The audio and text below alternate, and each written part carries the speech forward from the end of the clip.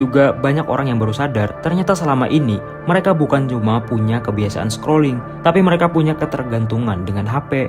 Mereka juga akan sadar kalau dulu setiap ada waktu kosong, tangan langsung refleks mencari HP tanpa alasan yang jelas. Dan justru kesadaran itulah titik awal perubahannya. Karena beberapa hari lagi nih, hal-hal yang sekarang terasa membosankan itu akan mulai terasa jauh lebih memuaskan.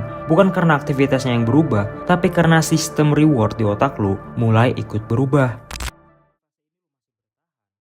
Kalau sampai di fase ini lu masih bertahan, disinilah perubahan pertama mulai terasa. Hal yang sebelumnya terasa sangat berat nih, perlahan mulai terasa lebih ringan. Olahraga nggak lagi terasa seperti siksaan, tapi malah ada dorongan untuk mengerjakannya. Baca buku mulai bisa bertahan lebih lama. Saat belajar skill baru nggak ada lagi perasaan berat, ingin membuka HP. Kenapa? Karena sistem reward di otak mulai beradaptasi. Dalam neuroscience, kemampuan ini disebut neuroplasticity. Artinya otak mampu membentuk ulang jalur-jalur sarafnya berdasarkan kebiasaan yang terus diulang. Selama seminggu terakhir nih, otak lu dipaksa berhenti bergantung pada kepuasan instan.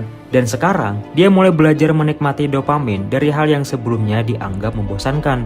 Bukan karena dopaminnya lebih besar, tapi karena standar kepuasan otak mulai kembali normal. Akhirnya, menyelesaikan plan kalistenik lu terasa memuaskan. Membaca satu bab buku terasa asik. Melihat progres skill yang terus berkembang juga mulai terasa memuaskan. Dan disinilah banyak orang yang mulai ketagihan.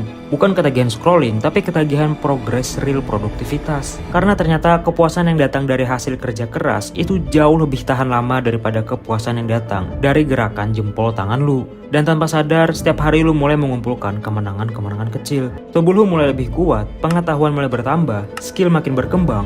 Terus otak lu udah mulai percaya kalau usaha lu memang menghasilkan sesuatu yang lebih real.